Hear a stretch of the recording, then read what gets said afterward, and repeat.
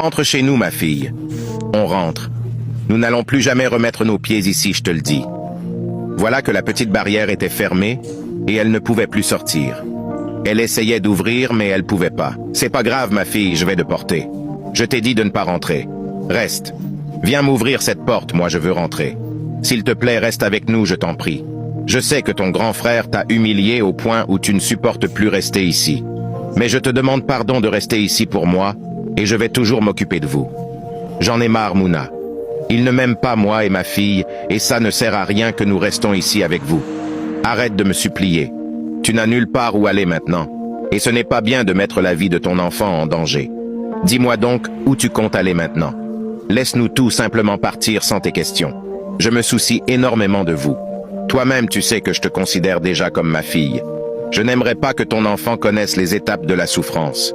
Reste avec elle ici, et je te promets qu'il ne va plus t'attaquer toi et ton enfant. Ce n'est pas pour rien que je vous supplie de rester avec nous, d'accord? Tu es sûr qu'on ne va plus me traiter et m'injurier dans cette maison? Non, non. Pas du tout, ça ne se reproduira plus jamais. Ma mère est une bonne femme. Et lorsqu'elle va te voir, elle se réjouira parce que je l'avais parlé en bien de toi. Tu n'as pas à t'inquiéter, je t'assure.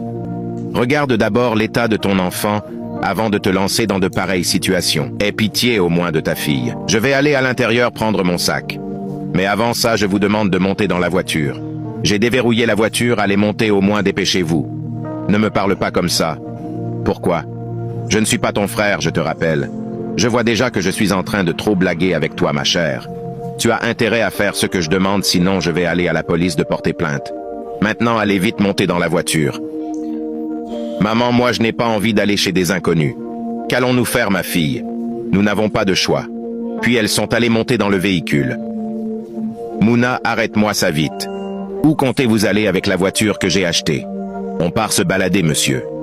Mouna, si tu pars, le mariage est fini, je te rappelle. Il est inadmissible que tu prends la voiture que j'ai achetée pour te balader avec cette vieille fille du village qui ne vaut pas la peine.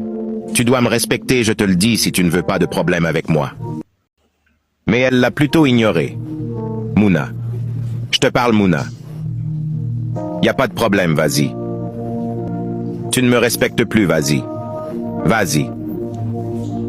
Puis elle s'en allait. Ne reviens plus ici, je te le dis. Ensuite, il est allé à l'intérieur. Voici la maman de Mouna qui allait ouvrir la porte parce qu'elles ont sonné. Oui, j'arrive, calmez-vous. Oui, j'arrive, calmez-vous. Voilà qu'elles sont entrées. Elle était choquée de voir deux inconnus chez elle. Que font ces gens chez moi? Elle, c'est ma belle-sœur et son enfant, et j'aimerais qu'elle reste ici parce que son frère ne veut pas d'elle chez nous à la maison. Je t'en prie, maman, et n'endurcir pas ton cœur. Je veux te parler toute seule, maintenant. Pardon, prenez place, je vous en prie. J'arrive. Je ne mets pas long, je vous assure. Elle avait déjà marre qu'on les trimballe par-ci par-là avec son enfant. Elle ne savait plus ce que sa vie allait devenir. On va s'en sortir, ma fille, ne t'inquiète pas du tout. On va s'en sortir. Viens ici rapidement. Pourquoi tu amènes des inconnus chez moi sans mon approbation? C'est quoi avec toi, ma petite? Tout va bien dans ta petite tignasse? Est-ce que tu connais aussi ma part de problèmes que j'ai avant de les amener chez moi? Non, je suis en train de te parler et tu dois aussi me répondre, madame. Toi, tu penses que je vais faire comment avec eux ici? Je suis encore très calme et tu dois les faire partir avant que je ne m'énerve, mademoiselle. J'en suis pas du tout contente pour ta mauvaise réflexion. C'est ma belle-maman, je te le rappelle. Ce n'est pas quand une inconnue. Merde. C'est ta belle-sœur et j'ai quoi à foudre, dis-le-moi, mademoiselle. Tu sais ce que c'est le mariage? Je te pose la question et tu dois me répondre, mademoiselle. Si tu le savais, elle devrait plutôt rester avec toi même s'il y avait du feu dans votre maison et non chez moi. Le mariage, c'est pour le meilleur et pour le pire. Tu dois apprendre à gérer vos problèmes sans que quiconque ce soit ne s'aperçoive, y compris moi. Courage, c'est ton mari, et tu dois faire tout pour le ramener à la raison. Maman, je sais ce que je suis en train de faire et je ne suis plus une gamine comme tu es en train de te faire croire.